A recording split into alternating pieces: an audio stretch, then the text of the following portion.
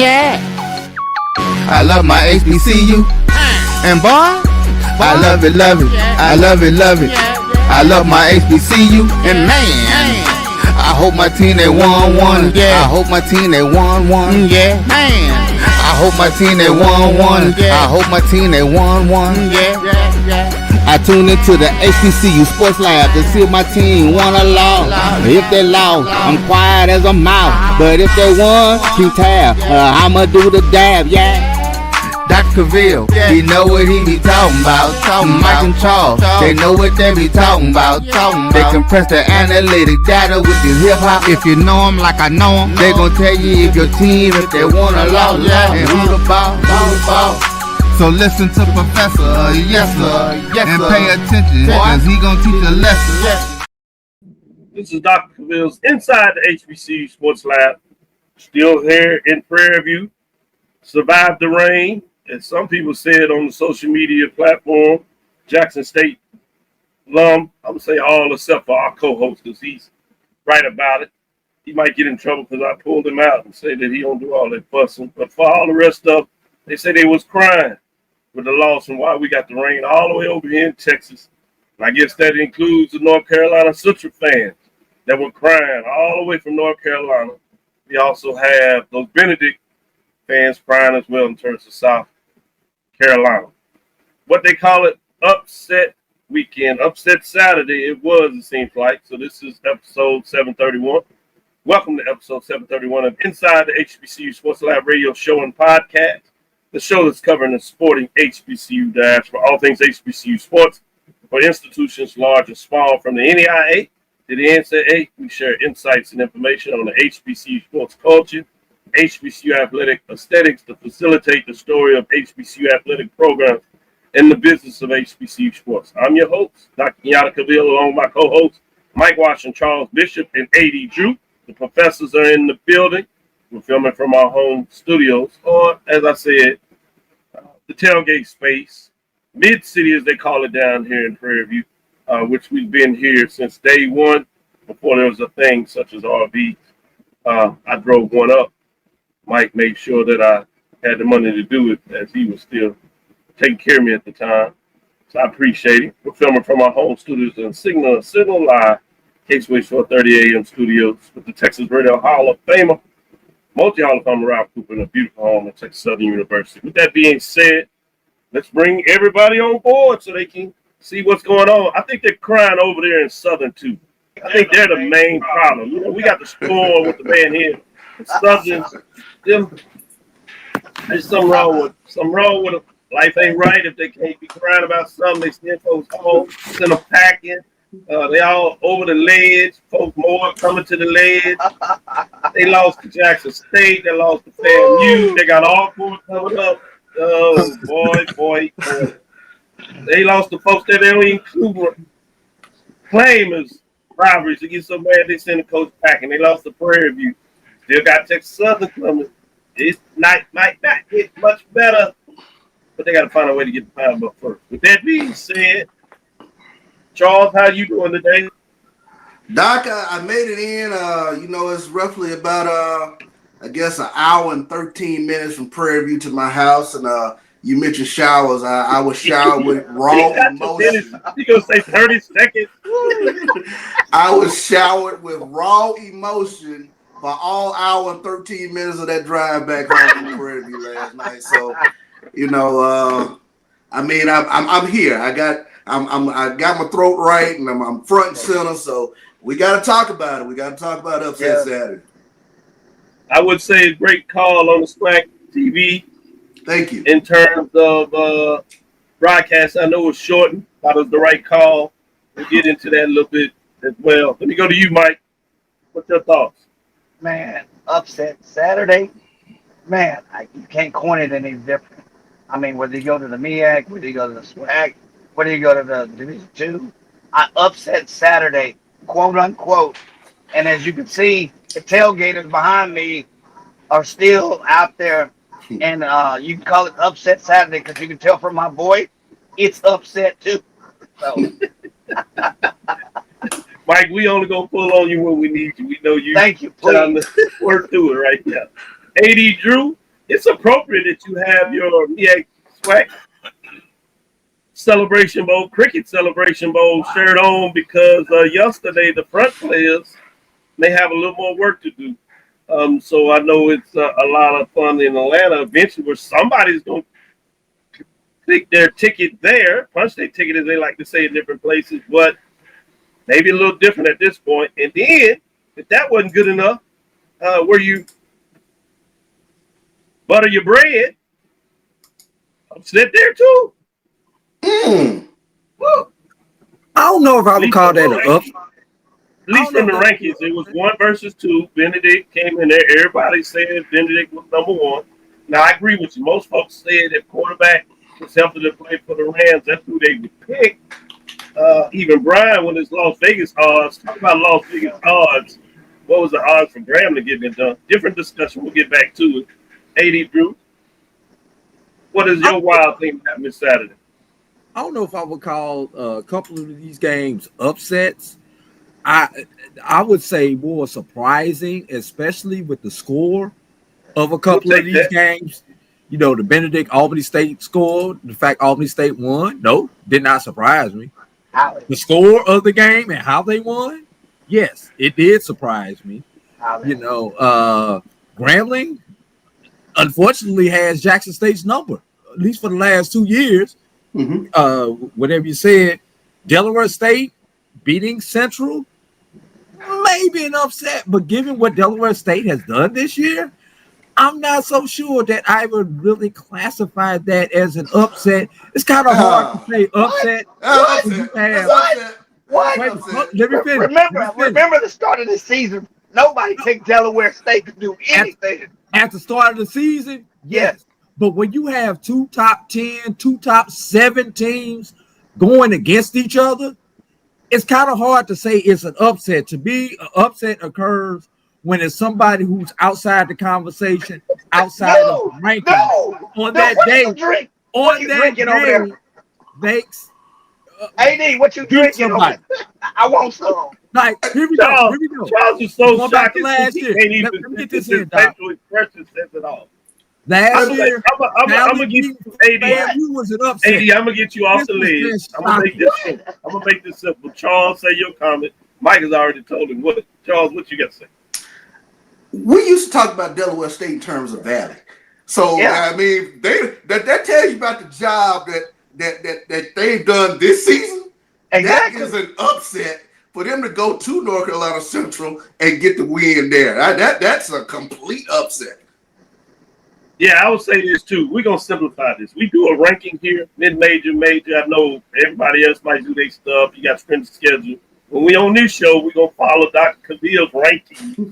So when the lowest seeded team defeats the highest seeded team, by basic definition, AD Drew, that's called an upset. Now you may say I picked it. You may say I thought it was gonna be closer than that, or this doesn't surprise me. But based on inside the HBCU Sports Lab, sports connotation, lower seed beat higher seed is called an upset.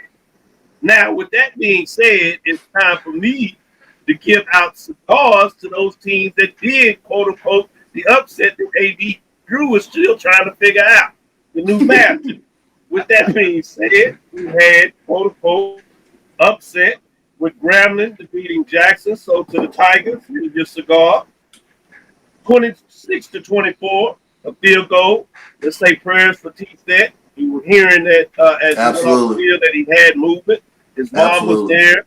Both teams appropriately prayed and tried to get back into action. I really love what Jackson State players did. They saw something immediately. They called before even Grambling folks started recognizing. A medic came out there extremely quickly. She instantly called more folks out there and checked on them. So the appropriate measures as best you could do was really good in terms of what that looks like.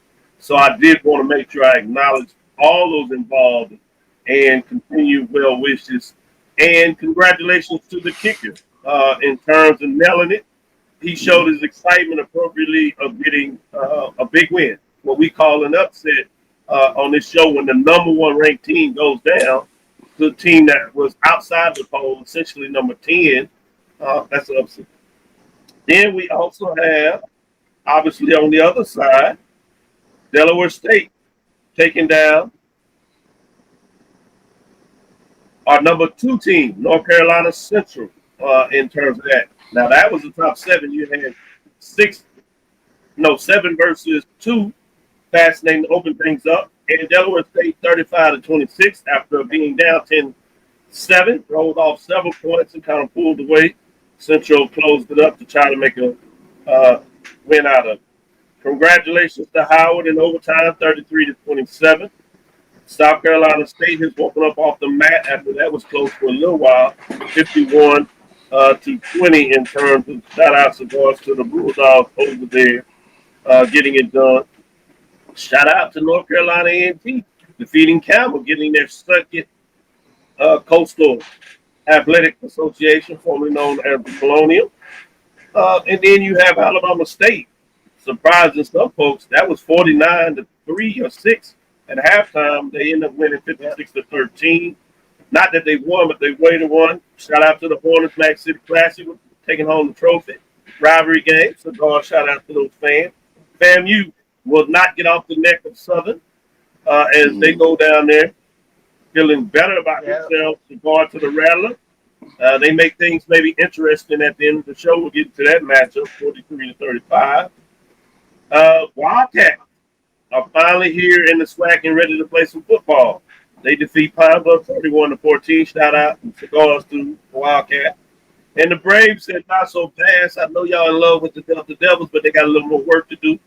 The Devil does not have his gun as they fall to the Braves 32-10. Prairie View does what they need to do in the shortened version, rained out, lightning-induced game where they win 38-0. But it sets up, and we'll see after the rankings what it sets up in the third segment in terms of next week because Alabama State comes to Prairie View. We know that Elise is a top 7, but with the upsets, we'll see. And what you all think in terms of what took place. So I want to give that. I wouldn't call it upset, but Tennessee State, after a big win, fall 17-16, could not sneak out a win. So I want to give them a little love just because of Brandon King, as we like to rub it in. Anything else you want to say, CIAA? The winners did what they do, but it does set up for a nice matchup this weekend. Fayetteville State, Johnson C. Smith, and Virginia Union all win solidly. So Magic is in the air. So cigars for those trying to set themselves up in the CIAA. I'm excited, as you can see, because football is in the house. Let me give you all a final statement in terms of what's on your mind this first weekend. Next segment, we'll come back, do on the ledge, see if more people will move. Some people had a chance to record, get off the ledge, or we'll talk about them being big stickers. But before we do all that, any last statement? You tip your hat to Grambling. And like I've said on this show quite often, Jackson State fan base, they can go hard at a lot of fan bases, but that is that one team and one fan base they can't go at. Grambling, once again, they get the win over Jackson State. And, I've told you this, Doc, I mean, I think for a generation of Jackson State fans, their first go-to is what does Grambling look like? There's another generation, of course, Southern is more of a rival, but for a generation prior to me, their first question to me always is what does Grambling look like? Because Grambling has had so much success against Jackson State. So you tip your hats to them. That was a hell of a win. They were a tremendous underdog going into that game. And now we have to kind of take a look and see what does this Jackson State team look like as far as we know without the services of Jacoby and Morgan. How will the rest of the road look like? Prayers on Morgan that his injuries are not as challenging as they caused him in that game having to sit out. It's a great point. I also want to acknowledge you in terms of getting me a different framework of how to look at matchups. So it's always good to talk with people that have embedded history of an institution. And you said this long ago and remind me every something about their served teams at certain periods of time, which I shared with you with Southern, for example, Texas Southern. Fascinating how that looks up. So it's always good to get that perspective. At various generations. Let me go to you, AD Drew. Last thing on your mind? Three quick takes. Number one, shout out to Grambling and Jackson State. 29,655 was the attendance in Las Vegas. So first of all, I want to give the fans who traveled there, because I doubt that Luda knows the ones that came out of Jackson before Charter. Oh, go ahead, Aiden. Yeah, I was gonna say I doubt there are actually very few fans who actually live in Vegas of these two teams. So most of those people had to travel into that particular game. So definitely want to give a shout out to those fans. Number two, for the first time since the expansion era, we will not have an undefeated SWAC East champion. Yep. Another good which sets up an all-important matchup next week, and I know we'll get into it at the close of the show. But next week, Prairie View, Alabama State could determine whether the championship game will be played on the east side or the west side as the host. Yeah. Good call. Another good one. Excellent. Three great points. Mike, let me let you close it out on yours. Last final thought on this segment. Yeah, I'm sitting here in the RV trailer next to Raymond Holland, my RV buddy, and he's pulled up a tweet, and it's a picture of Charles Bishop on the ledge. So whatever. That's cold. That's cold. Hey, that's your boy. That's Big Brother doing I know, right? Anyway, you guys left no meat on the bones. Congratulations, Grambling. Congratulations to the attendance. But I like to recognize Delaware State. If you'd have gone into this game telling me that they were going to hold North Carolina Central to less than 25% conversion and dominate them for most, and the way that they won that game, I would have said, no, I'll take the Vegas on that. So congratulations to Delaware State. We said, are they drinking the Kool-Aid? Is this real? But in addition to congratulations to Grambling, you got to extend your hats out to Delaware State. We got to be careful when we say Vegas and betting on here, Mike. You know, we don't need any NBA scandals on our show. That's right. Right. Great call by everybody in the first segment. Let's take a first break, come back on the other side. Time to look at the top 7 scores and see what they did. We heard a lot about it, but we'll point it out in terms of actual scores, in terms of specifically the top 7. We'll also visit Charles's ledge. We'll take AD in terms of the Big Ben Awards and see what they look like in the next segment.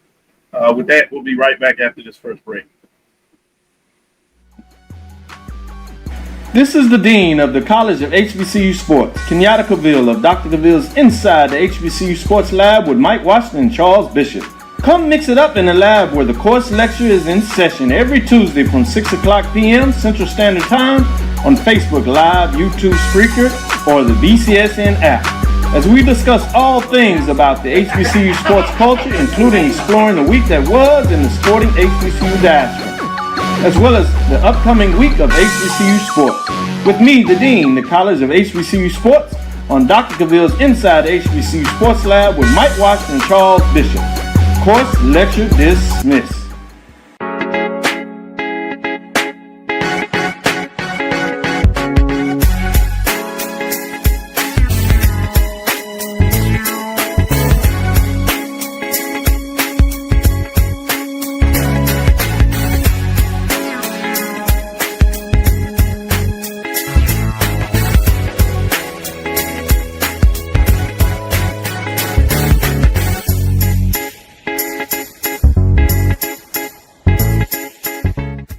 It's never too early to plant the seed, to share the tradition, and instill a sense of pride in your HBCU with your little ones.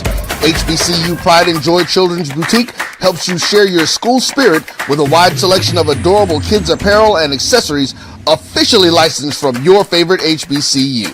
Visit hbcupridejoy.com and follow us on all social media at HBCU Pride Joy on Facebook and Twitter. For over 30 years, HBCU Image has been more than just an apparel store. We've been a movement, a state, a legacy. We celebrate the pride, the purpose, and the culture that make historically black colleges and universities legendary. Whether you're a student or a lifelong supporter, our gear lets you wear your HBCU story with confidence and style. Because when you wear HBCU image, you're not just wearing clothes. You're wearing culture. You're wearing pride. You're wearing purpose. HBCU. College football fans, the Cricket Celebration Bowl is celebrating 10 years of crowning an HBCU national champion. A champion will rise at Mercedes-Benz Stadium on December 13th as the MEAC and SWAC champions clash in Atlanta. Join us for championship football, interactive fan experiences, and iconic marching bands. It's an HBCU family reunion that you don't want to miss. See who will be crowned the next HBCU national champion. For event and ticket information, visit thecelebrationbowl.com. Compress the analytic data with your hip hop. If you know them like I know them, they gon' tell you if your team, if they wanna loud, and who the ball. So listen to Professor, yes sir, and pay attention, cause he gon' teach a lesson. Hey Charles, Big Mike is forcing you with that orange juice. For the break. Hey, I could use that. I got him on camera. Hey, I want to send this to him. So. Say the orange juice help do you right. I say thank you. Oh, I can use it. Exactly, I hear you. So let's pull up the top 7, and we'll intro with the Big Ben. Give you an update in terms of for those.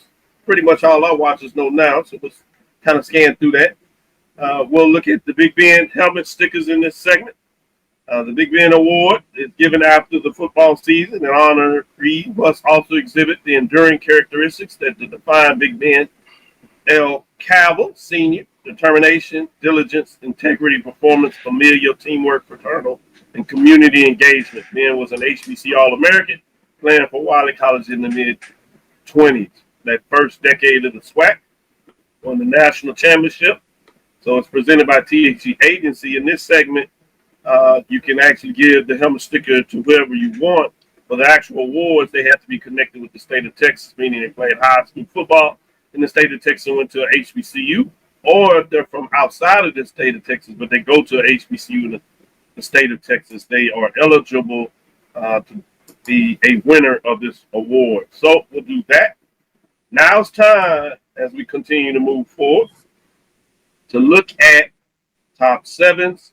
Let's go ahead and do the top 7 for last week, just to remind everybody what went played. So you can go to the next slide there, AD, in terms of the top 7, give it to everybody. As we're looking at that one right there. Last week, we told you that at number 7, Delaware State Hornets were there. At number 6, Texas Southern Tigers. At number 5, South Carolina State Bulldogs. At number 4, Prairie View A&M Panthers. At number 3, Alabama State Hornets. At number 2, North Carolina Central Eagles. We told you about the upset. At number 1, Jackson State Tigers. We told you about the upset. You may see it differently, but for the inside this lab, we're going to call it a upset. So let's go to the next slide.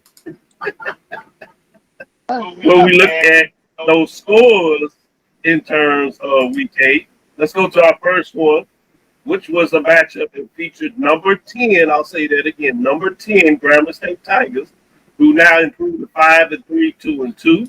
They defeated the number 1 ranked Jackson State Tigers 5-2, 3-1. So you see how that flows.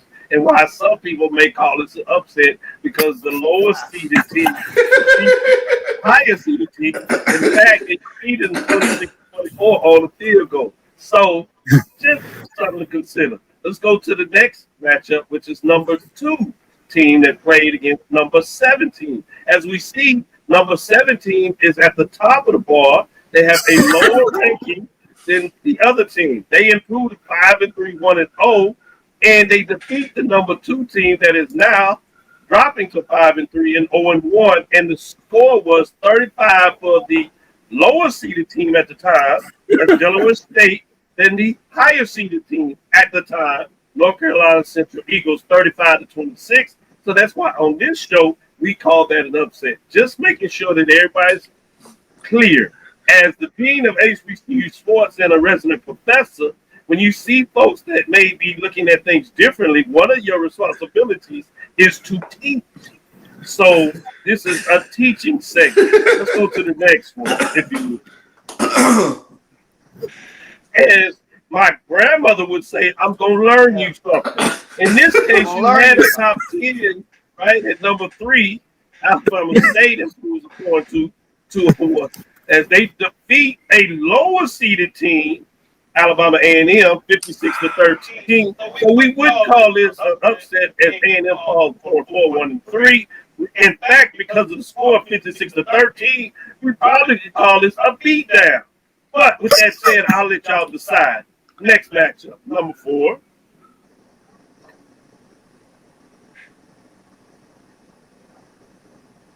Mm-hmm.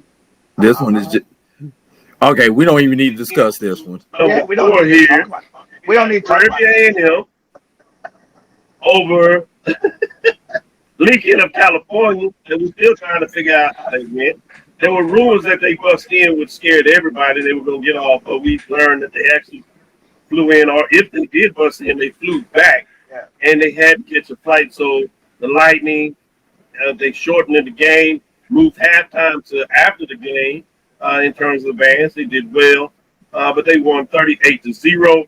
People reflection, Valley put up 49, Alcorn put up 42. But halftime at the Valley game, it was 14. Alcorn did better than that, 21. So when this was called in the second quarter, it was 24-0. To give you some perspective, they actually took the break. They came back, and it was 12 minutes in the second quarter. They watched that out, went to 8-minute quarters, and straighted with the third quarter and the fourth quarter. So it was significantly shortened. Not to say much about that, but just wanted to get your perspective. For those that didn't really get the details, I wanted to clear that up. But this is just a shutout is what we call that. I know we use that as baseball term, and sometimes we cross sport vernacular when we're doing that. So more lessons to be learned. Going to the next matchup, which is number 5. 5 played an unranked team in terms of what we have, which is number 5, which is South Carolina State, that improved to 5-3, 1-0. They defeat Norfolk State, that is struggling this season, 1-7. In their first conference matchup, they go down 51-20. Again, this is a game that some people would call a bludgeoning, a beatdown, right? With that being said, let's move on to the next matchup, which would have been number 6. They had an open date, Texas Southern, 4-3, 3-1. They're giving us all our matchups because number 7 was Delaware State, which we talked about, which, again, we're saying is an upset. Now that we've done our discourse and lecture for this segment in terms of my perspective, I'm going to give it to you all to provide your discourse and what you want to teach in regards to. Give me some thoughts on the top 7. I think you did that, so you can skip through that if you like, and just go to your big sticker award. Who were the superlative players that were outlining some of these matchups? Or, again, it's your world, so you can go off the board and give a superlative to somebody who was not necessarily in the top 7 matchup. Starting with you, Mike, what direction you want to go? First, I'm reading directly from AI, not an authoritative source. In a football, an upset refers to a situation where a lower ranked or underdog team defeats a higher ranked or favored team. This unexpected outcome often occurs in tournaments or where there's championship implications. Upsets can be significant, optimum word, significant in terms of the outcome of a championship and the overall narrative of a sport. That is the AI definition of an upset. Professor Washington is going to learn you something today, too. So I love Yeti. The other point is that we all have the opportunity to give some input on SWAC TV.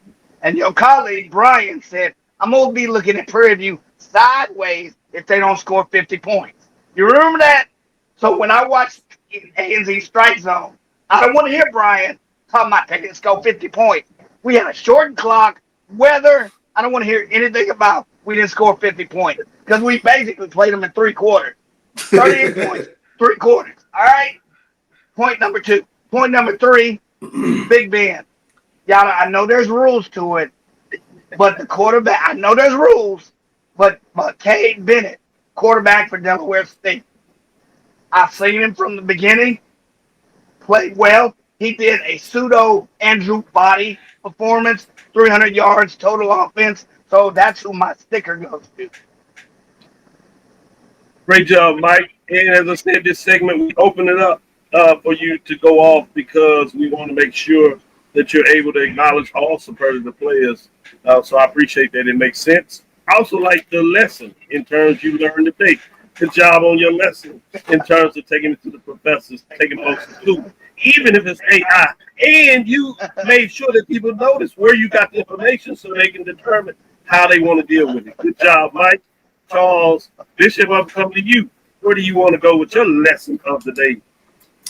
Well, I can make it real easy and definitely say that the Cameron Peters for Prairie View, ho hum day. 11 of 18, 200 some odd yards, a couple of touchdowns for Prairie View. That makes it easy enough. Quincy Ivory had another sack for Jackson State yesterday. 5 tackle performance, had another tackle for a loss for Jackson State. So those are my superlatives yesterday. But I got to give superlative to Grambling's field goal kicker. And I'm trying to pull his name up right now. If somebody can help me out with that real quick. But anytime you kick a game winner, I got to give you a helmet sticker for that.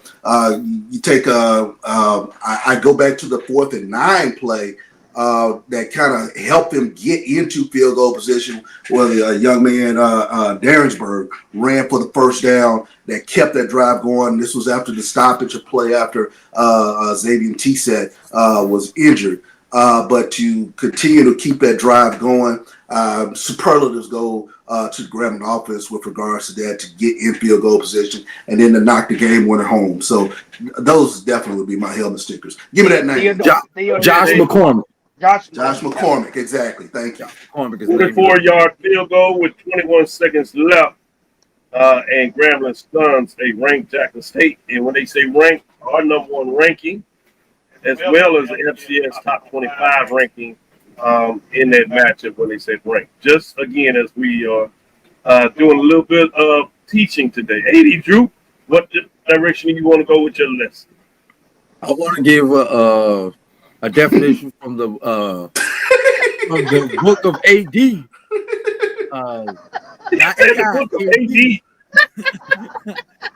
And it says perception is reality. Whatever I perceive as an upset is my reality. I do not perceive some of those games as upset.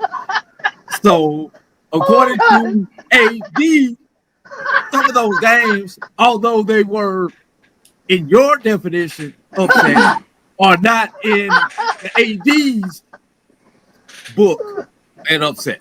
Anyway, getting back to... I'm glad to see that you are a writer, AD. Good job. Getting back to my helmet stickers, I always like to save mine for the Division II players because although we focus primarily on Division I, my bread is buttered at the Division II level. And there are a couple of worthy candidates. Delvin Durham, another 300 yard plus day ball for Johnson Smith.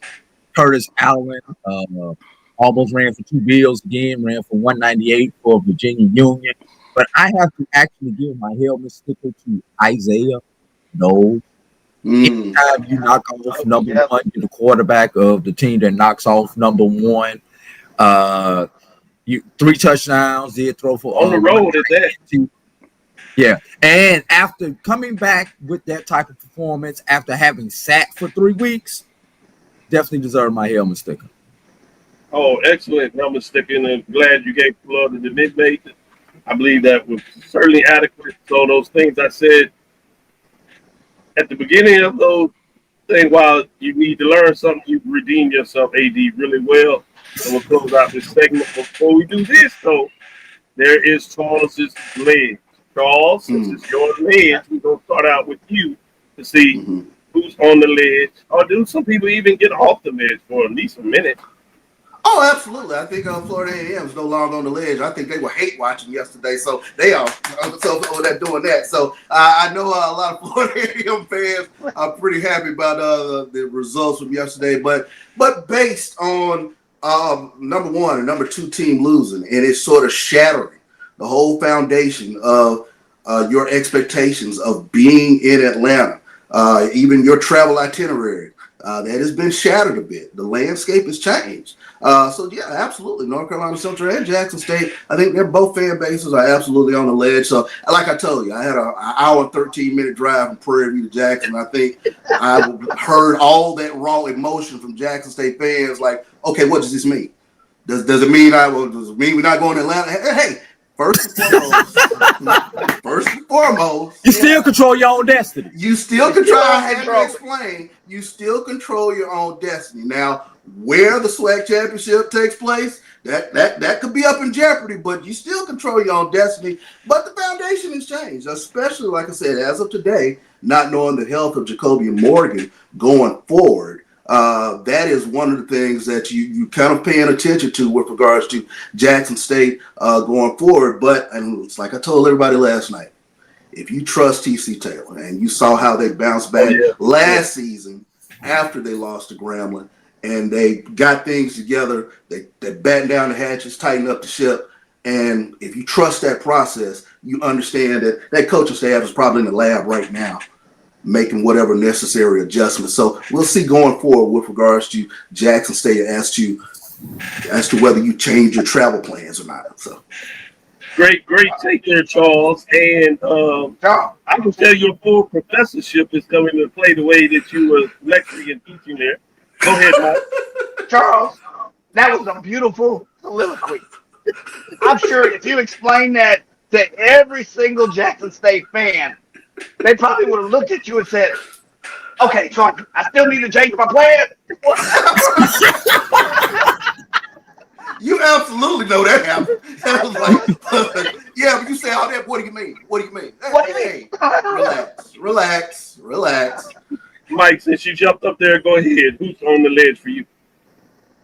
For me, is that school in Baton Rouge. That school in Baton Rouge. If they weren't on the ledge, they in the deep end, and they doing swan dive. they are just backstroking. What's going to happen? And it's more like not about the season, but what's going to happen now. So to me, if there's anybody, it's that one school. You could make an argument for Jackson State. I don't think they're on the ledge. They may be fluttering with it. I don't know. The other thing is, if there's any other school, North Carolina Central, that's another school where the fans were making. Josh Sampson. Yes. Josh, where you at? What the fans talking about? They were making some plans. And all of a sudden, this victory from a number 17 that was not picked to even be in the top 7 at the beginning of this year comes in, goes to North Carolina, pull that upset. I know there's some fans. Josh is more of an expert. Did you say upset? Yes, I did say upset. I believe I did say it with a capital U. Not the Miami U, but a capital U. Yes, that's fan base. Yes, absolutely. But I think they are fluttering on that walking plane into the deep end. I'm telling you, that's how they think. So, Josh, where you at? Especially the uniqueness of the MEAC, they certainly need help now. Short the season, unlike Jackson State, they don't control their own destination now. They're going to need some help. AD Drew, go ahead. Where are you in terms of your ledge?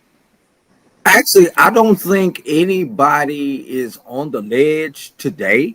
I think a couple of people have actually stepped back closer to the base versus taking another step further on the ledge.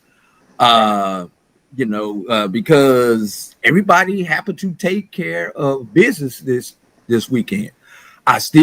We had set like a artificial number of 1.5 in-season coach changes this year. Do we have that other 0.5 coming? Or do we move the bar and say there may be a couple more? Right now, nothing's happening this weekend nobody is supposed to, everybody's happy. Even Alcorn got a win, they're happy. Valley is showing patience. They know they've got a first year coach.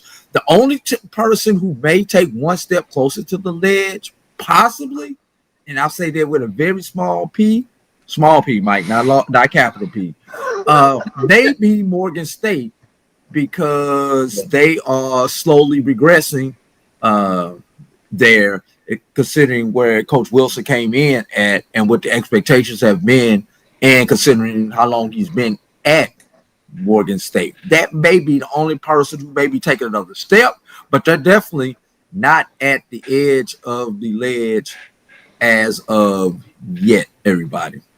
And I want contextually folks to think about this. When we talk about that, we're really, for the most part, talking about fan bases.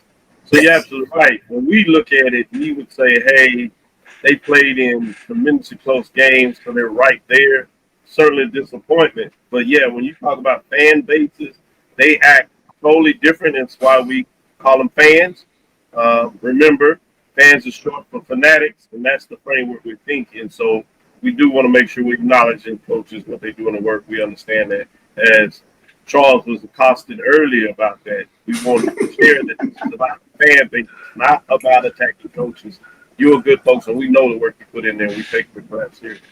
Personal privilege, before we take this next break, I want to talk about this, which is the Active Blue Black HBCU series, Prairie View. I saw a lot of folks with this shirts on yesterday. Shout out to Active Black, how people are representing and seeing their reports on it, doing great work and quality merchandise.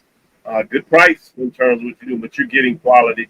I thought I would represent a little bit, particularly after a victory. With all the other chaos. It'd be interesting, as we'll find out in the next segment, who was number one. Does North Carolina Central fall? If they do, how far? Does Jackson State fall from number one? We'll see how far. These gentlemen vote, others votes. We'll do that collectively and see what it looks like as we return in the next segment.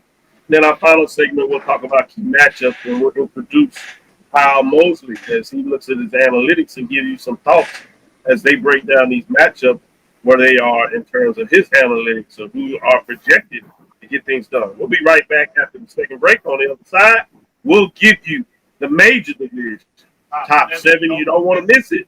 There are some changes. We'll see exactly what that means for everybody. Stick with us. We'll be right back after this next break. ESPN Events presents Red Lobster Band of the Year, a title reserved for elite HBCU marching bands. A season-long competition that culminates in Atlanta on Friday, December 12th. Drum majors, percussion, drill, auxiliaries, musicality. All aspects will be examined by the toughest judges in the world of college bands. 4 will qualify for the big stage, where national champions will be crowned. Follow us on social media for rankings updates throughout the season. And join us in Atlanta on December 12th. For event and ticket information, visit bandoftheyear.com. For over 30 years, HBCU Image has been more than just an apparel store. We've been a movement, a statement, a legacy. We celebrate the pride, the purpose, and the culture that make historically black colleges and universities legendary.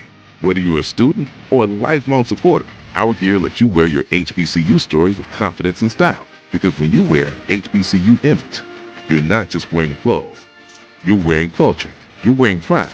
You're wearing purpose. HBCU Image, a Kenny T's company. Compress the analytic data with your hip hop. If you know them like I know them, they gon' tell you if your team, if they wanna lose, and who the ball. So listen to Professor, yes sir, and pay attention, cause he gon' teach a lesson. This is Dr. Cavil with Inside the HBCU Sports Lab. Let's put up our rankings as we go through the list. This is week 9. Going into the top 7, we'll see from those, if anybody dropped out this week. Let's just go right into it. Who dropped out in week 7? Everybody was able to stay in the top 7. We'll see what that means in terms of your ranking. Let's look at those creeping up on the outside looking in. All of these teams are back in the mix. Now, we do have one new entry, as we talked about moving away from the ledge. They're controlling some destinations, sliding over.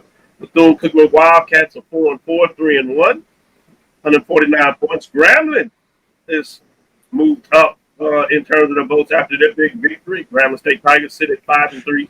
More importantly, 2-2 in the divisional race. And FAMU has squarely got off the ledge, at least in terms of now they're in the top 10 essentially. The last one receiving votes 3-4, 2-1. What's intriguing to me, obviously, remember that game against Valley was going to be played in Valley. Will be played in Valley at the end of the year. Charles will be on that call. I might sneak in the Valley, see if I can give Charles a little company, so he won't be getting in any trouble in Mississippi. So with that being said, if FAMU played that game, intriguing. They were a little kind of thinking about themselves, maybe on the ledge a little bit. But the way Valley playing now, you're thinking that really you're looking at this, they could be 4-4, 3-1. But that game will have to be played, so I wanted you to kind of be in the mix and think about that in terms of record. But with that being said, let's move into the top 7. Central falls from number 2 all the way to number 7. North Carolina Eagles are 5-3, 0-1, 150 points. They were previously ranked, as I said, number 2. Brings us to number 6. Number 6 this week is Texas Southern Tigers. They remain right there, did not play. They're 4-3, 3-1, 163 points. Previous ranked 6. Moving us to number 5 as we come up. And I see a lot of folks intrigued. Delaware State Hornets with the big upset move up 2 slots. They were previously 7th. They move up all the way to 5. They're at 5-3. Want to know more importantly in the MEAC race after their huge upset of previous rank 2 that's dropped all the way to 7. But Delaware State Hornets at number 5. Bringing us to number 4. South Carolina State Bulldogs. They slide up a spot after a beatdown there, 5-3. 1-0, 1 first place vote. They gained the first place vote. So I would imagine that North Carolina Central that had a lot of those votes, or maybe it came from Jackson, but somebody thinks that South Carolina State, the Bulldogs, should pick up where they did late last season and be number 1. We'll see what that means. 185 points, but they do move up a spot previously last week where they're sitting at 5. Meaning, this is where it gets a little interesting. Top 3. I see Charles Bishop studying his craft. He's very intense to see where are we and what is going on about the ranking. I appreciate you, Charles, because you take it so seriously. 80 Drew, he don't even know what upset is, so we'll come back to him. You know he gonna say something that brings it off the ledge, even though it's gonna be some serious talk and considering, as you see, I'm elongating this a little bit. Number 3. Drum roll, number 3 is the Jackson State Tigers that sit at 5-2, 3-1, 2 first place votes. They do fall 2 spots to number 1. Some folks probably thought they should stay at number 1. At best, maybe some said number 2.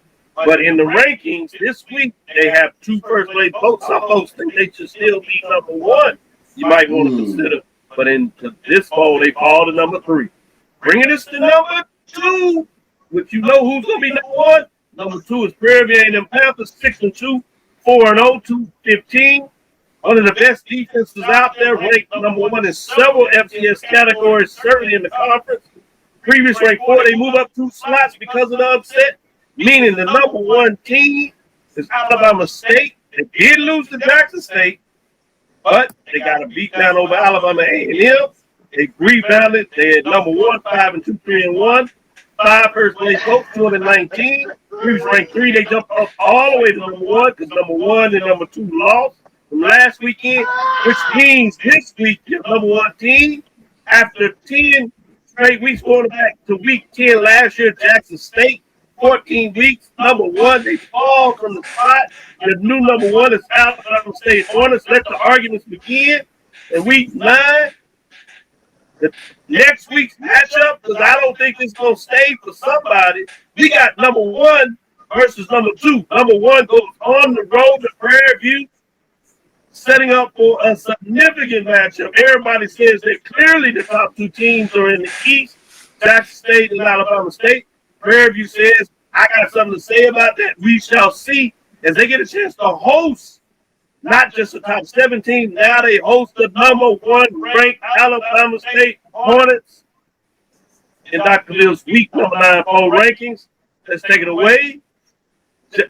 I'm going to go with you, Charles, first because I love the way you study this, and I know you got something significant to say. Let me go to you, Charles. What are your thoughts on the top 7? Did I get it right or get it wrong? Well, I'll say the first shocker for me was the precipitous drop from North Carolina Central. That caught my eye immediately. Week to week, I don't know if I can argue per se with the top 3. Prairie View, as you mentioned, has one of the best defenses in the nation. Alabama State, based week to week, one of the top offenses in the nation, and they did go BTA yesterday on Alabama A&M. What is BTA? What is BTA?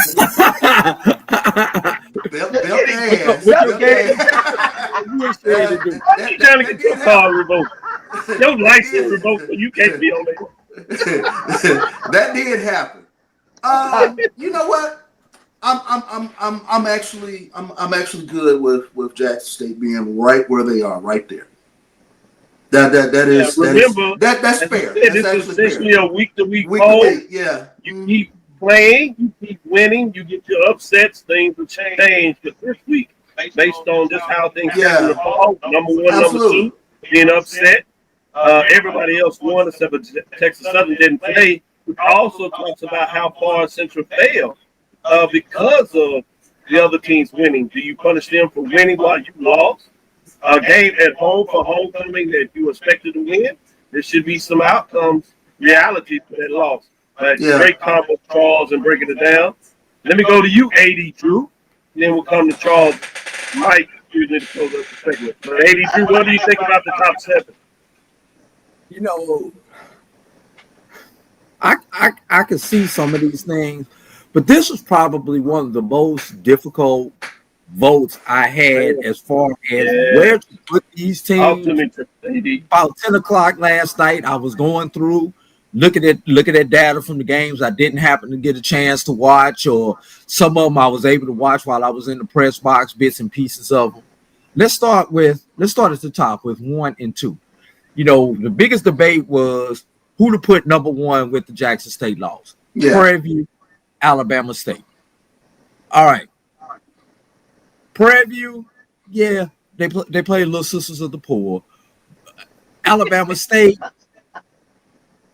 you know, they took Alabama A&M behind the woodshed. But I personally voted Prairie View number 1. I'll put that on record. The reason I put Prairie View number 1 was because Prairie View's in first place in their division. They are. Alabama State is not in first place in their division. That was the tiebreaker for me. That is the reason why I had to put Prairie View number 1. Then it came down, do I put Jackson State 2 or Alabama State number 2? Because Jackson State does have the head-to-head, but in a week-to-week poll, that's Alabama what I'm going State through. Won, right. Jackson State lost. So I had to put Alabama State 2 just based on the fact they won, Jackson State lost. The Jackson State was number 3. Now, number 4, Delaware State, South Carolina State, North Carolina Central. Who do I put at number 4? Hell, Delaware State, who was 7, beat the then number 2 team. True. Top 7 matchup. True. That's my number 4 right there. You got to win in the top 7 matchup. So now, who do I put number 5? Well, North Carolina Central. Well, that's what I was thinking. In a top 7 matchup. Yeah. There's my number 5. Texas Southern, you were idle. No one else did anything, in my opinion, to knock you off of the position you were in last week, which was number 6. I leave you alone, which leaves South Carolina State by default at number 7.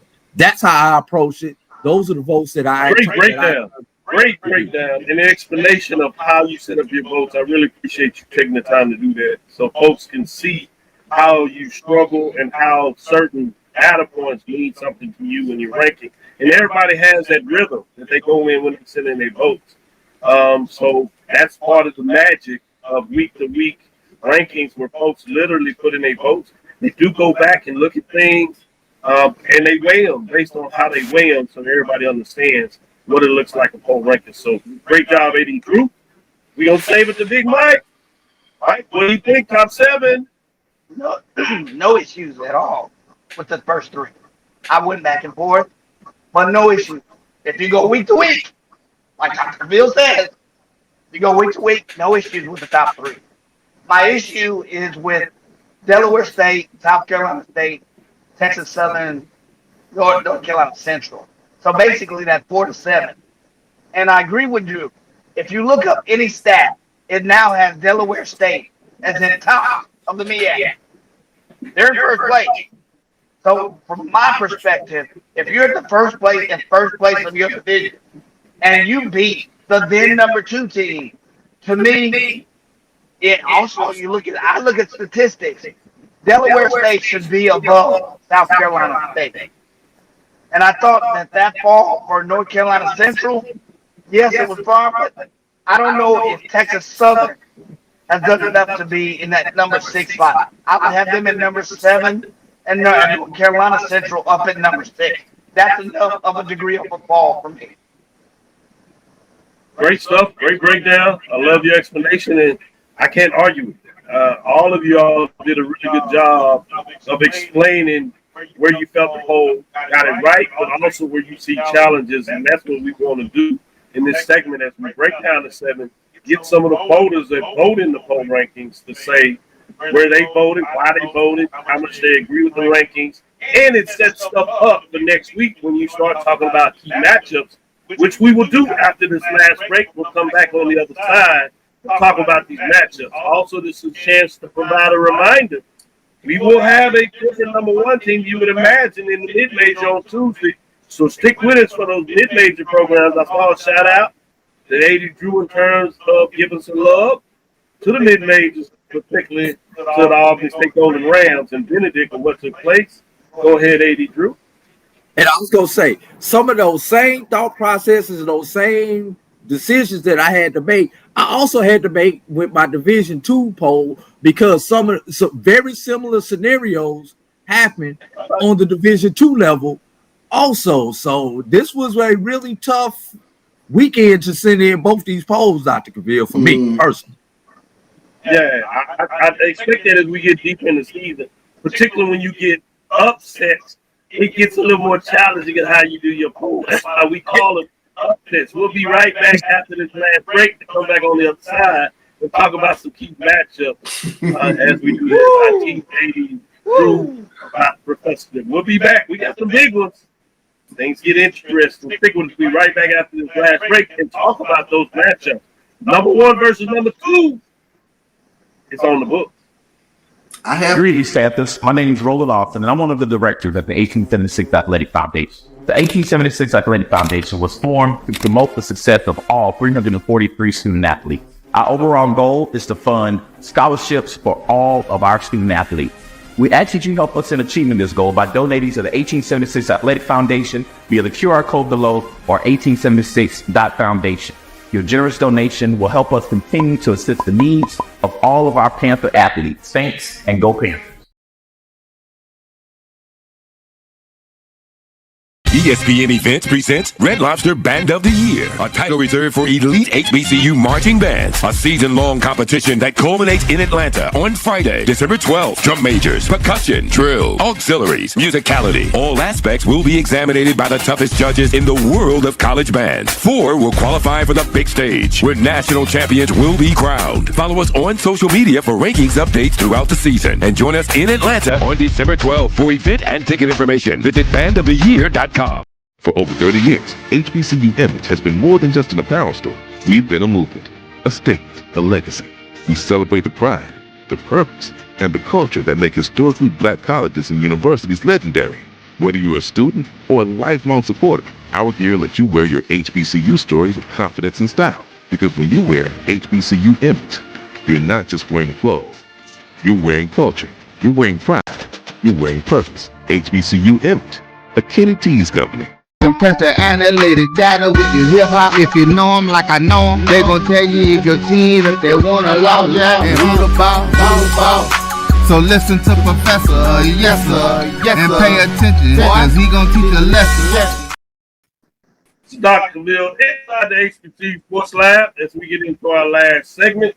Let's get into some of these matchups. So we're going to start with, at least in terms of rankings, we're going to talk with the biggest one on the books in terms of what that looks like, which is none other than that number matchup. And we will talk about Kyle Mosley to break down his thoughts in terms of his ranking machine. Shout out to Kyle Mosley of what he's putting together. The data analytics, I always want to put that in there. We got our own data doctor, Big Mike, in terms of when he talks about those data points. We're going to bring more analytics into the show and show you in terms of how serious we like to go in depth. We look at our matchups. We're not just fan folks, but there's nothing wrong with that. But in terms of what we want to deliver to you is really going inside the number, key matchups, things to work at, injuries, those things of why we say that you need to consider a matchup, why there may be an upset, or why you think a team is going to get it done. So that's something I want you to consider what that looks like. So with that being said, the big game next week is Alabama State. I'm trying to make sure our friend, in terms of John Grant, who was considered to coming to this matchup before it was, now he has no choice. He needs to get on the plane, spend a little bit of ESPN money, come on down to Prairie View. Come on, Big John. Care of him. We know it's the week after. Come on, Big John. Where you at?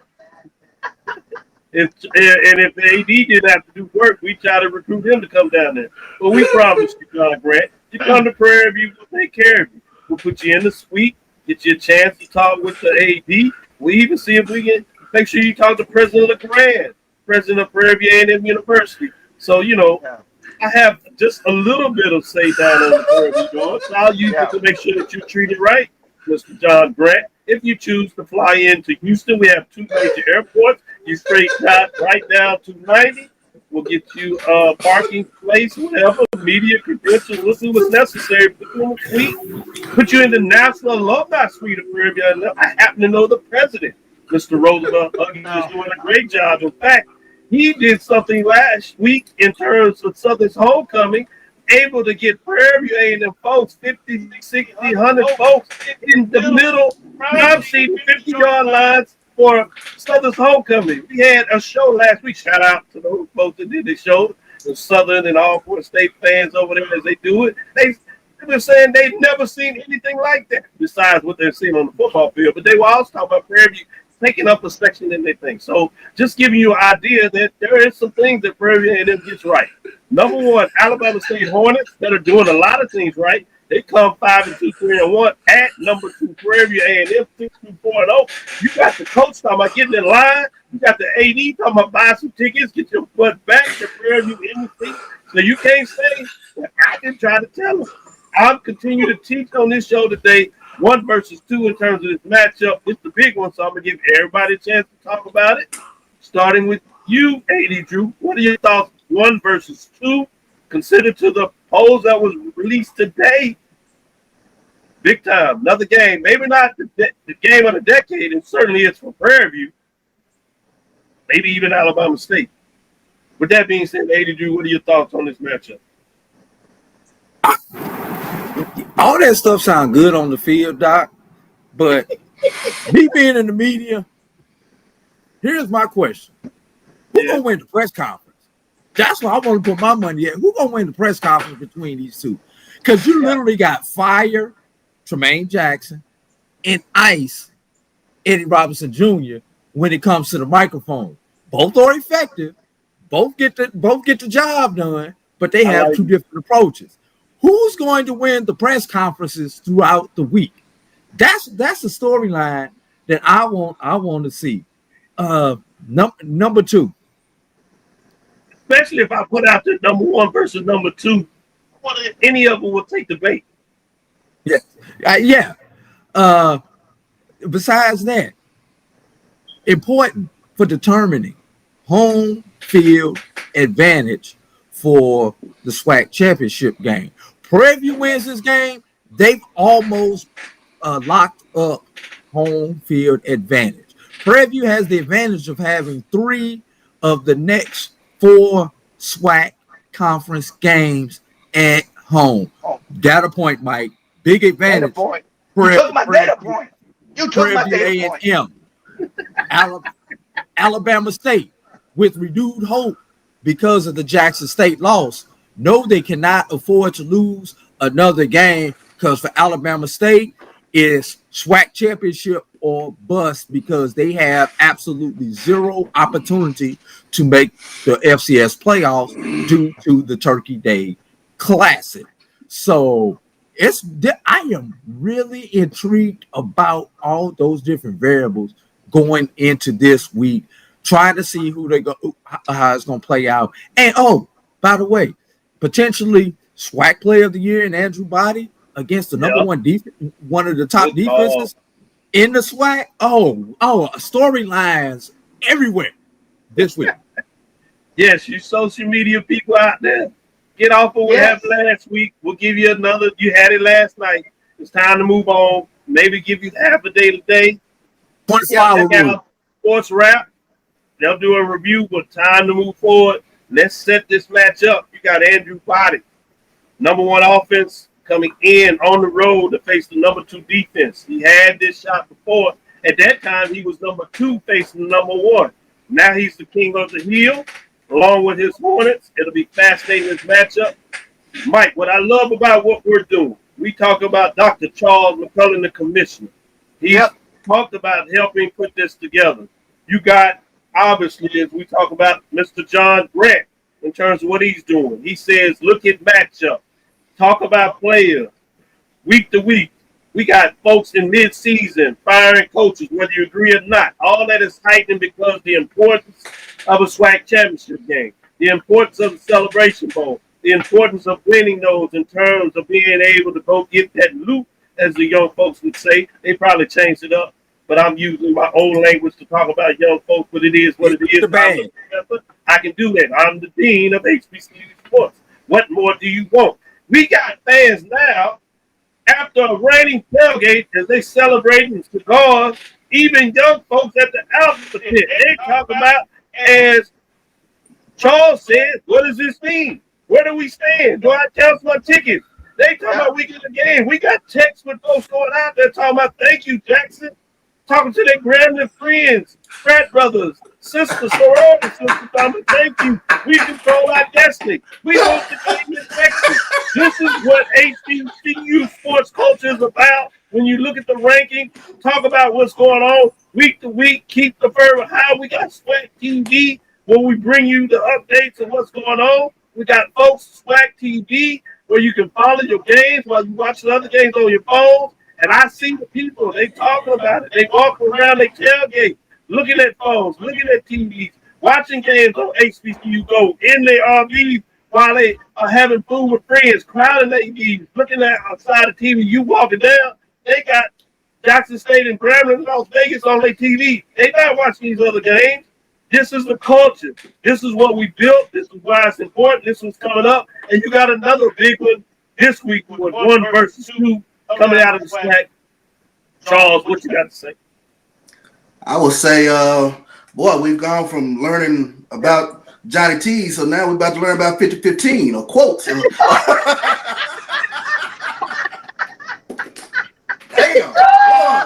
Man, how things change. Oh, my God. Speak on it. Speak on it.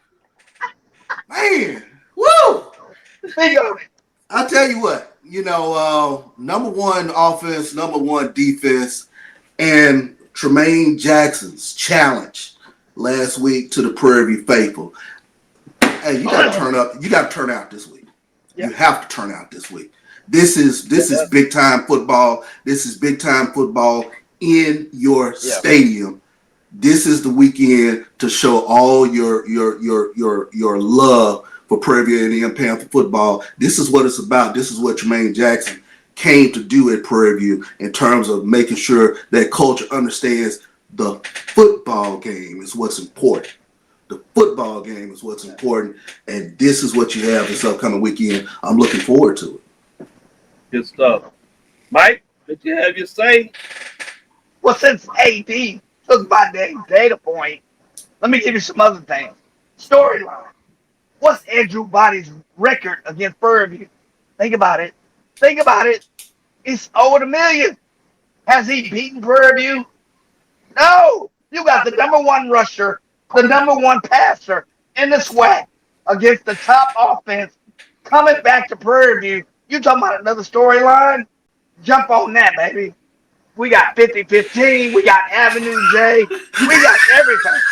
Johnny T, meet 50-15. Meet Avenue 5. Meet all of that. But the other thing, the chart, I got a call from my auntie in Dallas. She's like, now, baby, I don't know X from O, but what's this mean? Where I need to book my tickets in December. She don't know anything. Folks are asking questions. That's how important it is. You mentioned that Tremaine Jackson, AD Golf, also made the same plea to the Prairie View faithful. He said, this is football, folks. Let's put our mark on it. Let's make it important. This is big. The other thing is, we talk about number one offense, number two defense. And they talk about fire and ice, AD. I would argue that if you've seen Tremaine Jackson in a press conference, he is ice. He is cool. He's like, we're going to come to play with violence, and maybe the other coach, maybe a little bit of fire, but he's going to get this team ready. So, all of that being said, the turkey legs will be flowing, the dirty rice will be dipping, and that Houston fruit punch that you made, that I'm going to serve you, will be readily flowing. So, let's get it ready. All the X's and O's aside, this football game is that important. John Grant, Dr. Cavil, I love you. I've known you 30 years. You told a lie. You said you have a little important. If I need to toss a name on the East Gate, I don't even say Dr. Cavil, I just say Doc. Doc. I'm telling you, I'm walking with the mayor. And everybody say, hey, Dr. Cavil. Oh, yeah, you the one with Dr. Cavil. So, yeah. So I'm going to say, Mr. John Grant, where are you at? Because you got the mayor sitting at the head of this show saying, we got you. You want to be in the alumni suite? We got you. You want to be in the best tailgating spot, in the best tailgating school? Sorry, CB. In the best tailgating school? We got you, Mr. Grant. So where you at? Book your ticket. Book your ticket. We'll Uber you. We'll Uber you. What approach you had? So let's go. I like this. Charles had to sit back when you said best tailgate school. I know there's something. He said, I love everything else. Mike, we slow you up. Let Jackson State just handle business. Maybe let's give a shout out before we move on quickly, and we'll just highlight the rest of them up against the time. I also want to give a special shout out to Quotes that sponsored also the coaches show. Went down. We had a chance to go there and do our show live on Thursday. Thank you, Charles, for coming out there. That hosts Tremaine Jackson's coaches show, which you need to tune in on Thursday. It's going to be a big one in terms of this matchup. He's going to tell you what he thinks. They also sponsor Roland in terms of what he did, giving a tailgate experience like no other, 10th anniversary for homecoming, where they were looking over, had a chance to look at the stadium, look at the concert row, treated everybody well. Shout out to Joe Clay, Alan Williams, Victor, and Samuel, those guys that have been down with us day one, who started the tailgates along with Mike in terms of what that looks like. So many folks getting done. Edwin Drayden, so I wanted to give some of those to Trina, also in terms of the lady of the ship and what she's doing. George Johnson of the 1876 Athletics, putting things in place and proposals to get things done. Great job with the suite yesterday, Mike, in terms of what you were able to put together. Well done in terms of those folks. So I did want to give some kudos. The rest of the Prairie View crew out there that got it done from homecoming. And again, thank you, Charles, for making your way down here to call the game and make sure the experience is really great. 80 Drew, what you do all the time is really important. Let's go quickly a couple of these other matchups. We won't necessarily break them down. We'll save that for Thursday. But I wanted to show you another important one. It's a top 10 matchup. Jackson State Tigers, can they rebound? Where we are with the quarterback. 5-2, 3-1 at number 10, Florida A&M Rattlers, and 3-4, 2-1. Extremely important. Jackson State has had their way with FAMU, but FAMU has a chance. Can they get off the mat, or will Jackson State rebound, Charles? Yeah, I'll be looking for my invitation to the ONG Strike Zone. Thank you, Brian Fulford, in advance. Thank you. Thank you. Thank you. I love that. Great job. Great job. Let's move to the next matchup. Hold up. Go ahead. Since you issued that challenge to Prairie View about scoring 50 points, if the Rattlers don't score 20 points, I'm gonna be looking at y'all sideways.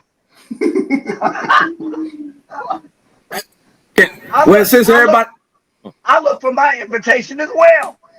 And don't be surprised if SWAC TV is down at this game next Saturday to talk about this top 10 matchup with Jackson State Tigers at number 10, Florida A&M Rattlers. Good stuff in terms of this matchup. Top 10. It's important in terms of standing. Let's keep rolling to the next matchup as we go down the elimination game. Place. It is an elimination game. Yes, it elimination is. Game. Yes, it is. Yeah. Yes. Good Yes, point, it AD. South Carolina State, they got Morgan State. It's a dangerous team. You might not think about it, but they play you tough. They defeated South Carolina State Bulldogs before. Struggled a little bit, but South Carolina State continues to see if they can make a statement. Obviously, they control their destiny. I will be at that North Carolina Central, and South Carolina State matchup on Friday. I'm looking forward to that to see if it still means something to Spanish. But I booked my ticket. I'll catch John Grant there for that one as well. Move to the next matchup.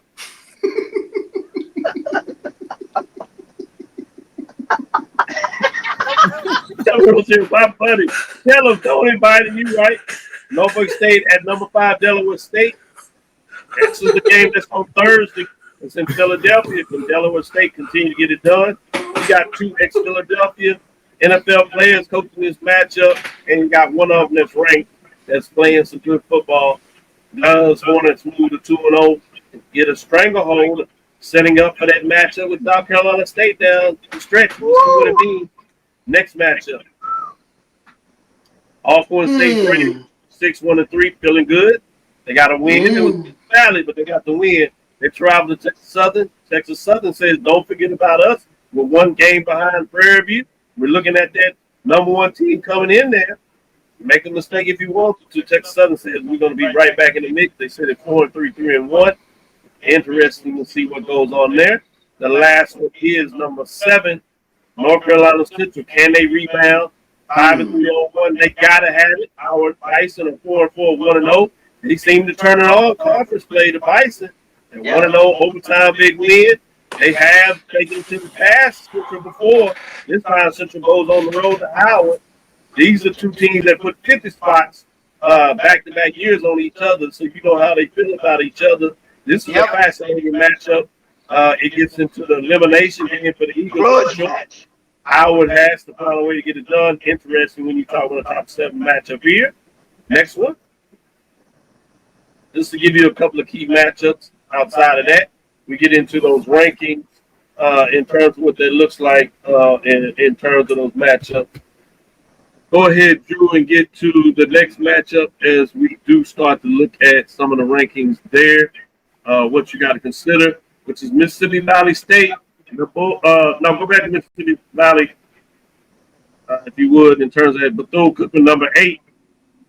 Wiley, when you think about it, you got these teams going on with Valley. They're struggling. Bethune-Cookman is feeling better and better about this still, setting up for a key matchup against Jackson State as they control their own destiny. Obviously, in terms of setting up what may be for the Florida Classic, the team will be there live in terms of doing the SWAC TV there for that game. So I'm fascinated in terms of what that looks like in that matchup. Let me give you a couple of indications. While we're doing that, when you talk about that FAMU Jackson State game, it's interesting. We tell you about the industry, but when you look at the projections, we'll tell you a little bit more about Kyle Mosley. We may push that to Thursday because of the time. But we have Alabama A&M Bulldogs 4-4, 1-3. Number 9, Grambling State Tigers 5-3, 2-2. Trying to stay in the race. Interesting to see what goes up in this matchup. Grambling State has gotten hot after a big victory, taking down the number 1 team. So you got to see what the Tigers going to do. Next matchup, if you would.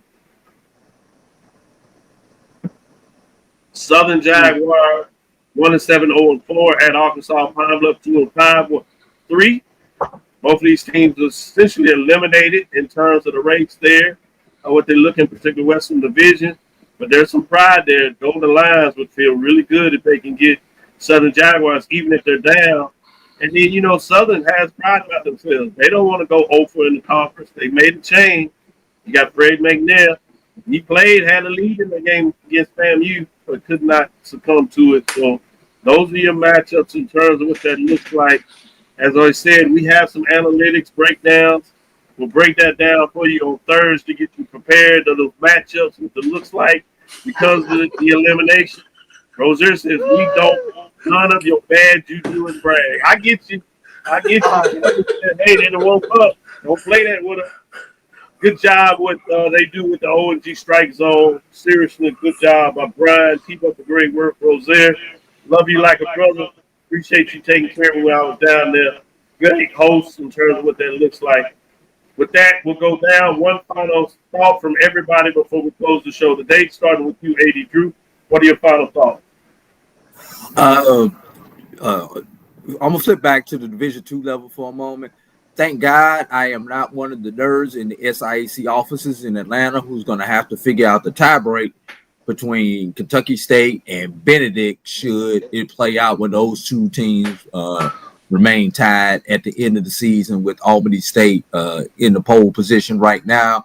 But Albany State, keep in mind, you still got Fort Valley on your schedule. So we really could have the nerves having to pull out the slide rules if we get a three-way tie with all those teams at one loss in the SIAC. Flip it over quickly to the CIAA. Hey, we got a three-team race. The matchup you need to keep a lookout for, Fayetteville Johnson C. But we'll talk about that on Tuesday.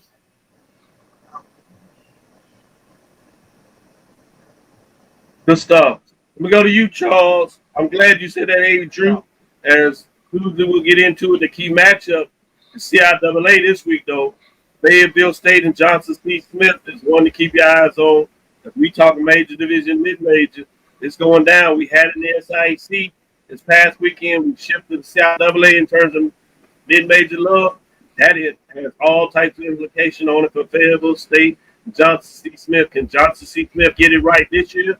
They're in the mix. They want a little payback for a championship game against Virginia Union. To get there, they have to get this victory.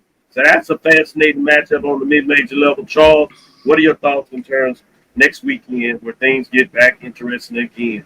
I mean, first week of November, so it's championship football down the stretch. And that's what makes this time of the season so much fun.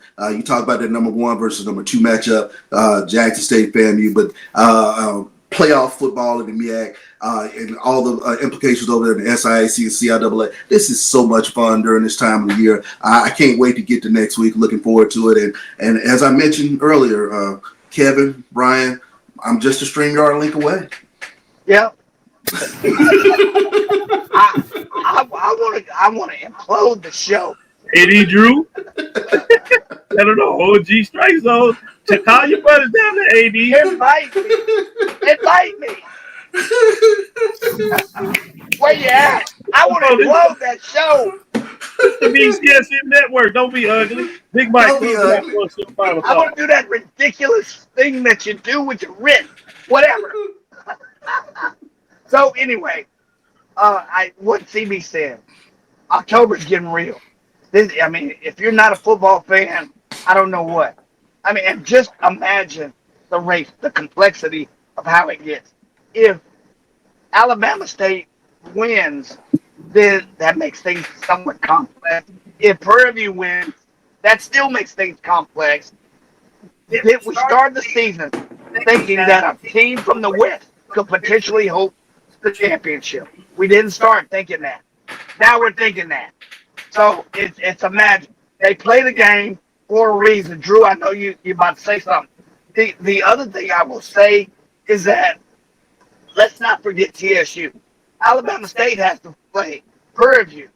But no matter the outcome, they still also have to play TSU, who's sitting in the wings and playing much better. So here's another team from the West. Did we think of this at the beginning of 2025? football season? No. The That's West gone. has something to say. That's my point. The West has something to say. That gauntlet is getting real. Especially when you think it was the third ranked team out of the West that defeated the number one ranked team in the East. Are we finally getting the shift? Can the West finally get some love in terms of being able to be back in the football business? We shall see. Let me put it from an organizational. Are we at the precipice of an organizational threshold shift in the paradigm of future games? There you go, AD. That's my data point. Can I throw one other thing out there quickly? Should Alabama State defeat Prairie View, do we realize that for the first time since expansion, we will not have an undefeated regular season champion in the SWAC? Right. Yep. Good point. Good point. With that being said, we'll call it a close. Mr. John Grant, look forward to seeing you. Thank you for listening to Inside the HBCU Sports Lab. Make sure you share your podcast with your friends and colleagues. I am Dr. Kenyatta, the Dean of HBCU Sports, coming from inside the lab in the College of HBCU Sports with Mike Watson, Charles Bishop. Again, we want to thank you for listening to Inside the HBCU Sports Lab with Mike Watson, Charles Bishop.